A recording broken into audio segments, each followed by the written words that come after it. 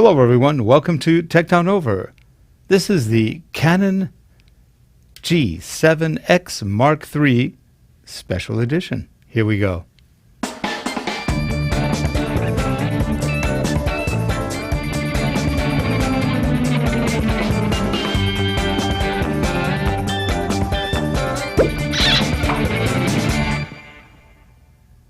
This show is sponsored by Relate Corporation at www.relate.com, your training and video partner. And we're back.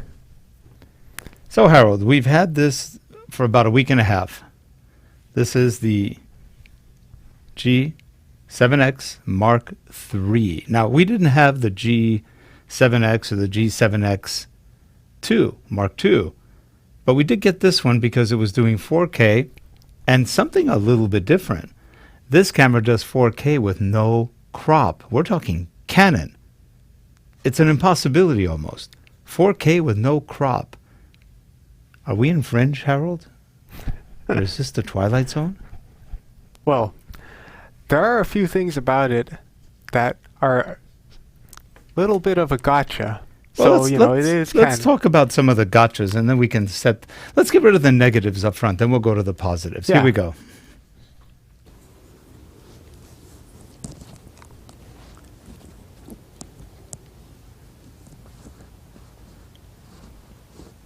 Hi everyone, this is the Canon PowerShot G7X Mark III. So I am with ND filter on. You can tell it's pretty bright out there. And it does have stabilization on. I'm shooting in 1080p. I gave up on 4K. It overheats too quickly. One day I was able to shoot 5, maybe 6 minutes with the ND, and yesterday I couldn't even shoot 9.5. I shot 9.5, but 3 times it overheated on me within 5 minutes, or maybe 6. One time it made it to 9.5, and it's been cool. I'm not shooting in the dark, or in the heat or anything else, but it is overheating big time. 3 times it stopped the camera. So it is actually doing a bad job. So as you can tell, I'm just moving around. I like the monitor going up. It's a little hard to read when you're in sunlight, but that's all monitors. So it does have a microphone input, which is great. I've been using the input and it gives really good sound. But the heating may be a real problem. It takes great pictures and it really takes good video. The 4K video is crisp, it looks good, but it's totally unreliable. And that makes for a camera that I'm not sure I want. It's just not a good idea. So there's a good chance this weekend this may be going back. I've had it since last Sunday, and I've run quite a few tests. And unfortunately, overheating is a bad one. Focus is also pretty lousy. It's not dual pixel autofocus. It is only contrast, no phase detection. And unfortunately, that creates a situation where it doesn't necessarily hunt, it just loses focus. So it's not even jumping back and forth. Once you get focus, it's gone. And it can happen at any time. You could be totally focused for 5 minutes, and all of a sudden the wall's focused behind you and you're gone. It never comes back.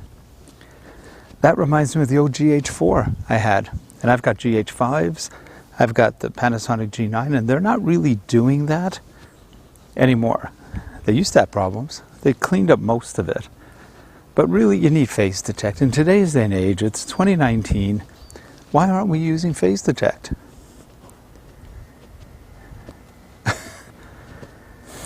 It's a mild irritant that it doesn't have 24p.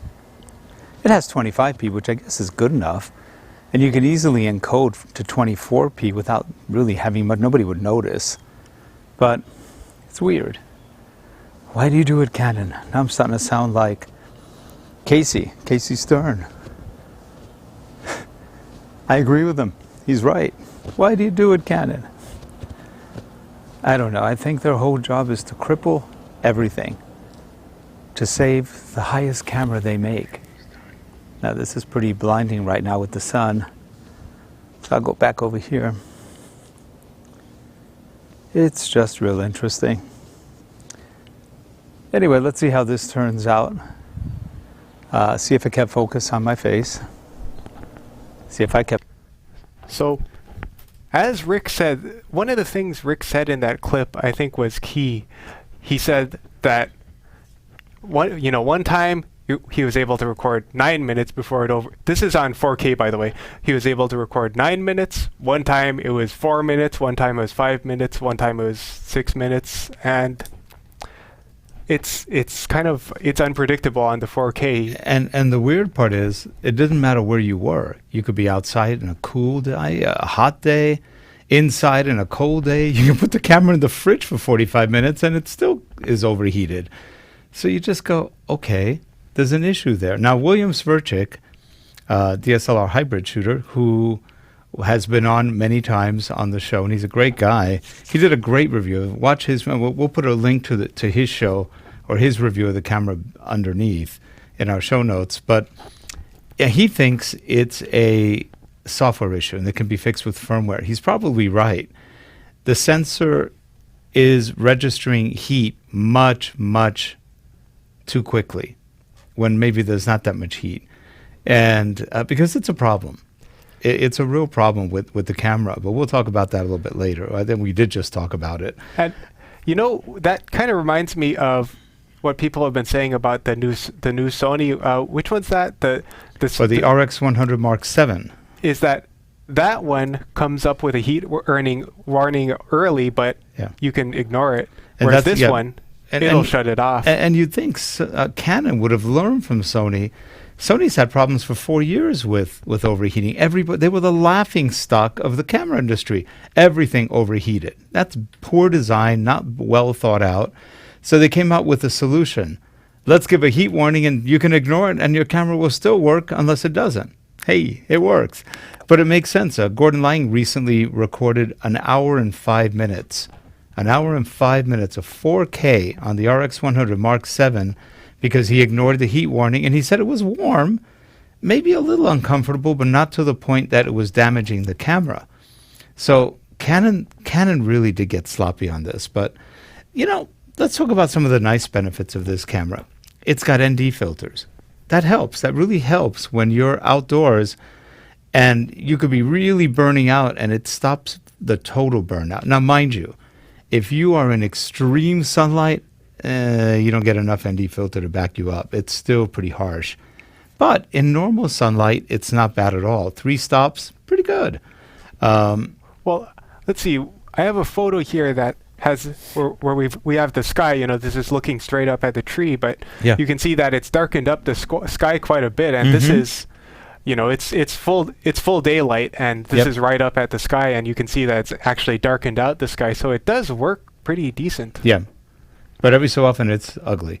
Now let's look at some other pictures we've got. We took... and here are some of the... This one is one that you got of... I believe this is the sunset. This was a sunset, and nothing's touched up, by the way. No filters. We didn't add anything. This is right out of camera. It looked good. This is pretty much what we were seeing with our eyes. It got the little cloud details. Let's see, maybe you can see it better in this one. This one's... Oh, here you go. This was even getting redder as the sun went down more. And you could see all the texture in the clouds. Yeah. And I'll tell you, on some of the bigger cameras we have, it didn't come out as well as this, so go figure. This has a very nice sensor. It's a 1-inch sensor. It's probably a similar sensor. It's a stack sensor. It's probably a Sony sensor. We talked about this in a previous Tech Down Over, but it looks like it's about a 5-year-old sensor. So Canon, way to go. You really live up to the joke that you're the best 5-year-old technology today, because this sensor, stupidly, only does contrast autofocus, and that's one of the issues we have. But they didn't have any. There's no support on this particular sensor for phase detect. And like Rick was saying in that video earlier, you'll get the focus, and a lot of the time it'll keep you, but sometimes it'll lose the focus, and when it does, it just never comes back. Yeah, it doesn't hunt. Should I show a clip of that? Sure. Yeah, here's a clip of focus. Hi everyone, this is a quick test of the PowerShot The audio was off on this one. G7X Mark III. Not by This choice. has image we forgot to set the mic stabilization. on. But so It you're also seeing one of our has- little bloopers right here, live. But you'll notice focus is kind of on and off. And the thing that's kind of worrying is it has tracking on the focus, but it'll show a box around something when it's caught it, except sometimes it hasn't caught it, and it's showing the box around the object even if it moves, but it's not in focus. It's wishfully thinking. Yeah. Which it is an interesting feature that it lets you track basically any moving object. It doesn't have to be a face. You can track the back of someone's head if that's what you really want to do. And in fact, it's got another feature. It can track any object at will without your interference. Yeah, and it's pretty impressive, except that it doesn't quite work sometimes. Sometimes it'll be telling you with the little reticle. Yeah. And the problem is, show the screen of it. Yeah. The screen? Can you show the screen of it? Yeah. The screen is a little bit. So here you go. It's not a tiny screen, but it's small enough. It's a 3-inch screen, which is most DSLRs. Yeah, it's small enough, or there's something about it where both of us were having a difficult time actually telling when the image is in focus from the screen. It's not a high quality LCD. It's only, I don't even think it's 1 million dots. It's less than 900,000. So again, an older type LCD. It's not bad. It's just not great. It's mediocre. And I think that's part of the problem with this camera. It does some things really well, but never consistently well, unless you're taking photos or unless you're mostly in 1080p. But the focus will be the same in 1080 or 4K. And there are some weird little things, Harold. For example, if you're in auto servo mode, AF servo mode, which is continuous autofocus, then you can't do certain things, which doesn't make sense. What was it? You can't track in AF servo? I think that was it. It lets you track. There was something else. It was weird. Yeah. Oh, one thing that it does do pretty well, probably partly because of the stack sensor like we were talking about, is when you're backlit, it doesn't have that much light bleed. You want to Should we show that? that clip? Yeah. This one has sound, but it's just a short one. And we attribute this to the Everyone, Sony this is a sensor. quick test of backlighting. I'm behind a very bright source, and we're on the Canon PowerShot G7X Mark III. This has a supposed Sony sensor, which is stacked, meaning it's backlit. With other Sony sensors, usually we notice that it's pretty clear. How clear is this? We'll have to see. Thanks.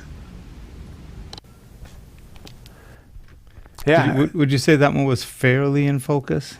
That one was in focus, but it does show that you don't get that bleeding of brightness at the edges of Rick that you tend to get with non-stack sensors with traditional types of sensors. Like we tried this on some Canon camcorders. They didn't do a very good job. Yeah. Sony did. We had a Sony A9 and a Sony A7R III, and they did a wonderful job on that kind of scenario when you're totally backlit and it captures your face perfectly. But as you can see, this camera did pretty. Let's see, I'm pointing the wrong direction. This camera does pretty well too, and I'm guessing it has to do with the fact that it's a Sony stack sensor. And it's stacked. It's backlit. So it actually compensates for one of the most difficult situations in taking photos or video when you're backlit, because that can really overwhelm most sensors and lenses, for that matter. And the controls are pretty well laid out on this camera too. Yeah. Oh, by the way, it's got a good grip. I have a big hand, and I'm pretty comfy. I have 3 fingers on it. The other one's sort of underneath. So, but it's a very comfortable hold. So this does come up too. So if you Yeah, need so to it bring has a up flippy your screen. thing, I think I have the camera off right now. Let me turn it back on. So with the flippy screen, you could see what the camera sees. So in this case, I'm showing the lights in front of me and the camera in front of me. So the reason this is one of the best 4K implementations for Canon, is that it's completely uncropped. 5.5K downsample to 4K with a complete sensor readout. That gives you a lot of detail. Do we have any of those shots where like you could see my eyes really clearly that were in detail? That's what this camera, when it's shooting well, it really shoots well. See, we didn't have photos of that. Oh, here's one that shows the detail pretty well, though. This is a picture that you took of one of the lights in your office, and let me just zoom it in. You can see that it. Yeah, and that was about 10 feet from me, if not 11 in the distance. Up, so 8-foot ceiling. That was probably about 8 feet up and 10 feet away. Yeah. Handheld with the zoom, and you can see the lines really clearly. Oh, and speaking of handheld, that is another spot where this camera excels. Its stabilization's really nice. It's not as good as Panasonic, but it's good. It's good for such a small body. Mm-hmm. Yeah, and it's pretty stable. It's pretty unintrusive, and yeah, it works well. Yeah, what's the old joke? I am really stable with this camera. Except I shoot with this hand. Anyway, old joke. Blazing Saddles, Mel Brooks. And let's see. Oh, should I show? We have a video where we show the controls of the camera. Yes, Yeah. this will give you an idea what the controls are. So Now, this this is video was how shot you- with a Panasonic G9. Well, let's see. Let me restart that. So at the beginning here, Rick's showing how you adjust the aperture. It's got a ring there. Right in the front of the lens, which is nice. And then over here, just the wheel on the back is how you adjust the shutter. And that is a flash exposure value up there. And as you can see on top is the mode dial. And we have exposure compensation underneath the mode dial. And I think that's it on the buttons, but there are some other buttons. And on here there. you're showing Rick's showing the menu, which as you can see is just a standard Canon menu. Yeah, which is great. It's real easy to work around. If you have a Canon camera, then you'll know how to get through this menu. Yeah, I'd say there was almost no learning curve on the menu, right? No, yeah. It's almost like every other Canon.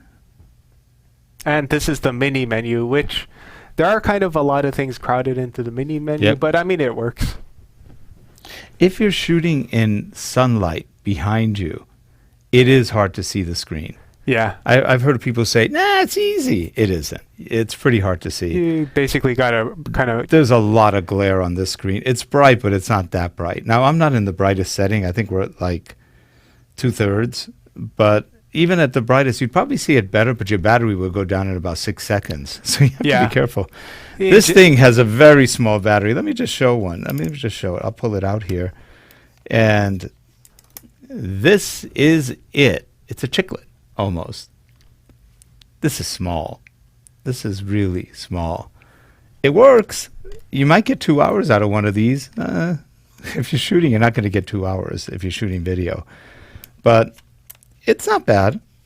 It doesn't overheat and hasn't exploded. It must not be a Samsung battery. But anyway, maybe it is. Better be careful with what I say. So what else do we have, Harold? let's see. We've got this footage of Sarah here. Now this was, again, focus.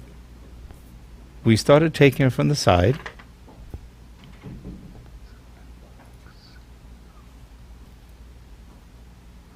Can you look at me a second?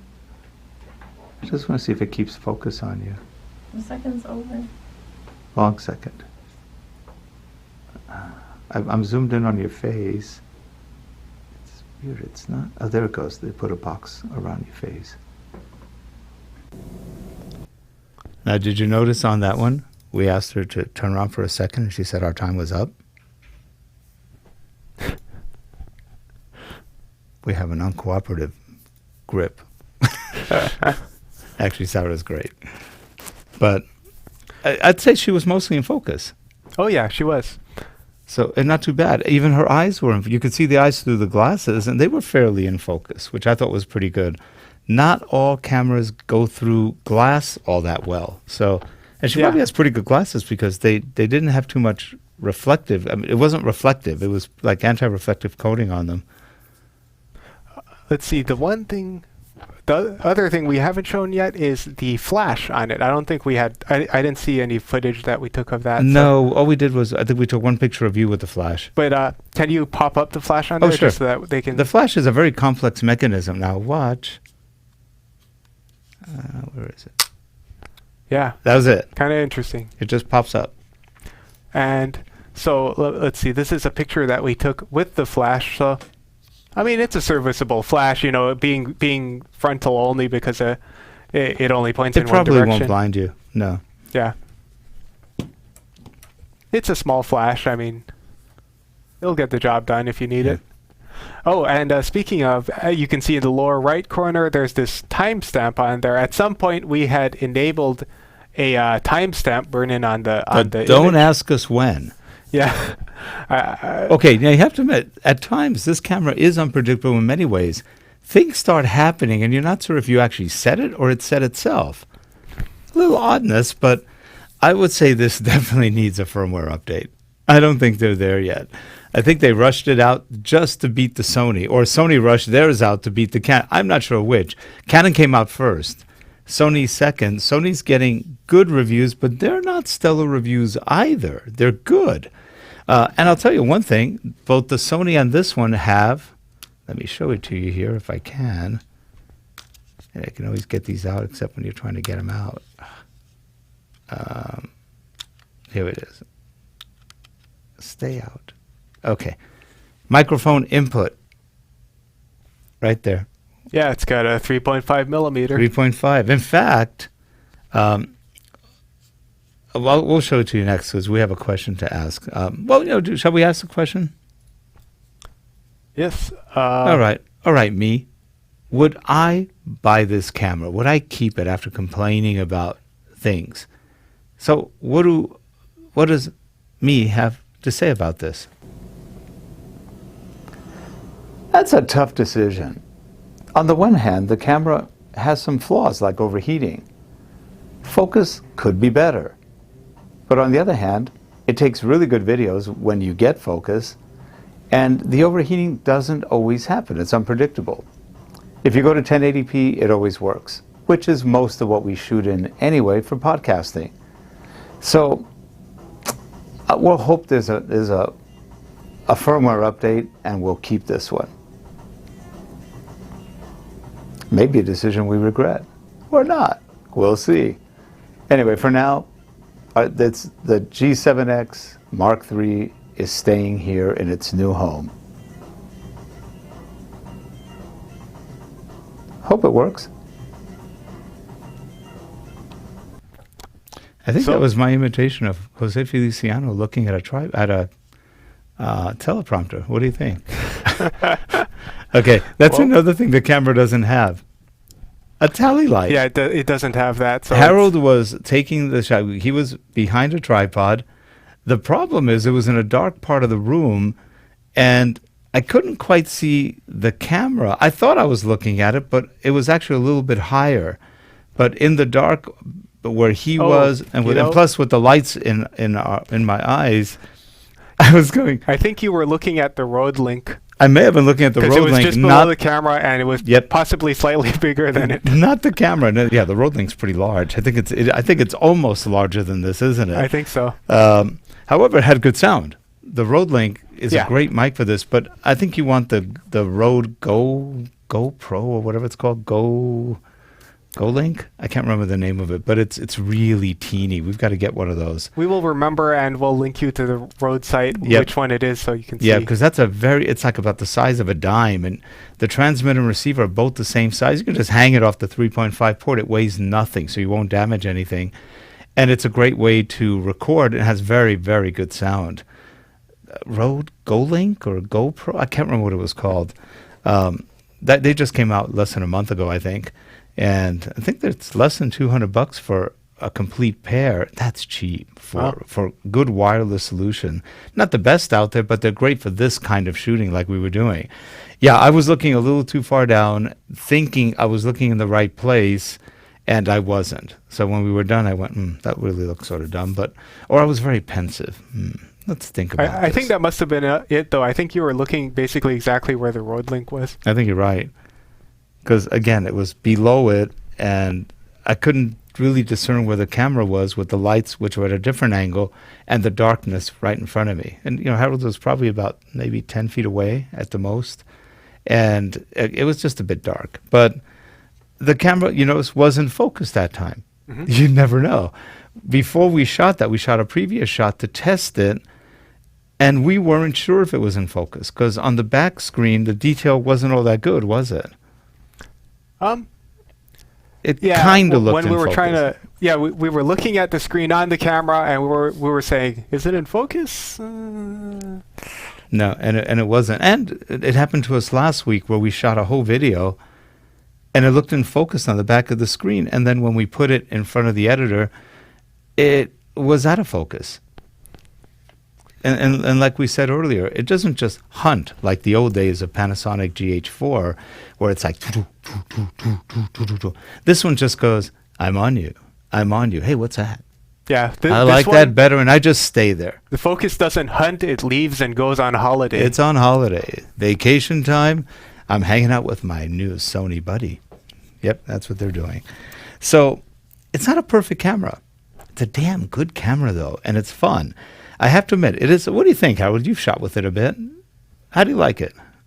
I think it's a good camera. When the 4K is working right, it's fantastic looking 4K footage. Actually, it's good. The detail in eyes and stuff is pretty amazing. 1080p works well. It does pretty well in macro and longer focal lengths. Yeah. This has a 24 to 100 millimeter lens. It's a pretty good throw. I mean, it gets you pretty close. The Sony RX100 Mark II has a 200, Mark 7 has a 200 millimeter far, which gets you even further. But I don't know. I don't know if that's the right camera.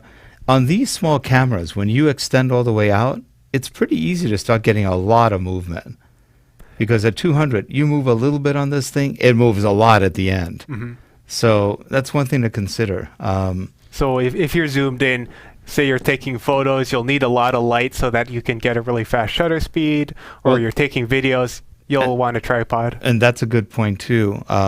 It can take pictures without it, but Harold said one thing very important. You need a lot of light. To really get good video and sharp video, you need a lot of light. It just shoots much better. Without a lot of light, I wouldn't say it gets grainy, but it starts losing detail.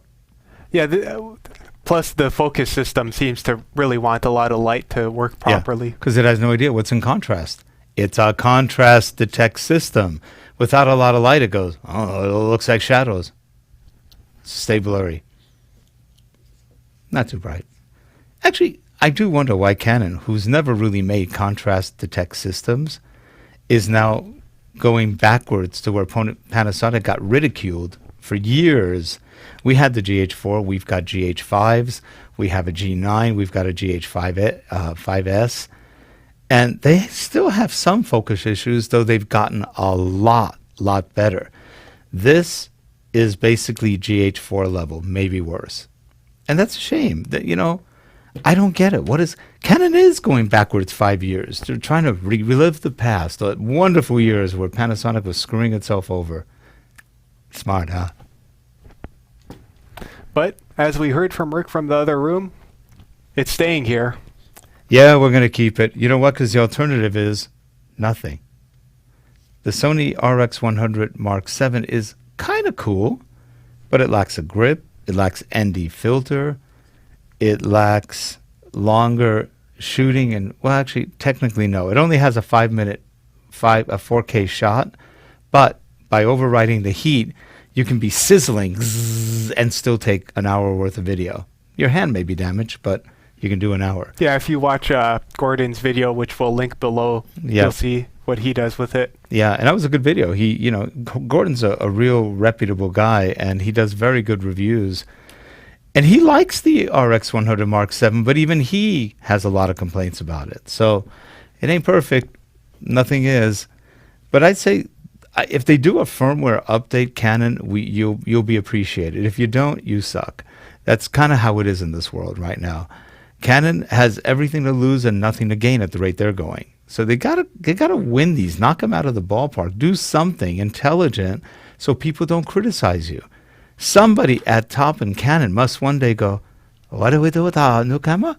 I don't know. I have not looked at it. I bought Sony the other day. Anyway, well, thanks, guys. We appreciate you watching. You won't be unhappy with this camera. And if you agree to the limitation of going to 1080p, which for blogging and podcasting is more than good enough, this shoots very nice 1080p, you won't be disappointed by the 4K lack of consistency. Beautiful 4K. It's actually quite nice. Yeah. But it's inconsistent. I mean, I guess it depends on what you're doing. So if you're considering it, listen to some of the limitations of it and figure out, does this fit with what I'm going to be using it for? Yeah, if you're a narcissist and love yourself beyond all else, then probably not the right camera because it may not put you in your best light. Just saying. I guess that's it. All right. We will see you next time on the next TDO, which is this Friday. We'll have Geoff Blanchard back on with us. And we may have a guest too. It's summer. Everybody's gone. Or they're all playing with their cameras trying to figure out how to focus them. Or they're shooting weddings. They're shooting weddings. That's right. And funerals. That happens right after the wedding. Yes. Just saying. Have a good one, everyone. We will see you on the next show. And don't feel badly if you buy a G7X Mark III. I think you'll enjoy it. There have been people who've been putting it down, but a lot of them also like it. And they're more like us. There's things that irritate us, but on the whole, it's not a bad camera. But Canon, again, don't assume we're accepting you and giving you a pass on this. You're not. You failed on those points, and you shouldn't. You should have some self-respect. Either that or seppuku. You know what that means. It's the only rightful thing to do. You put out something with this kind of bug, seppuku, harakiri. Bye-bye.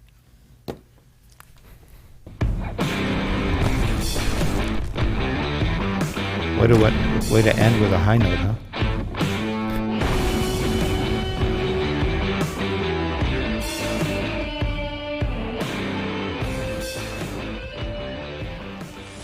Hand me my sword.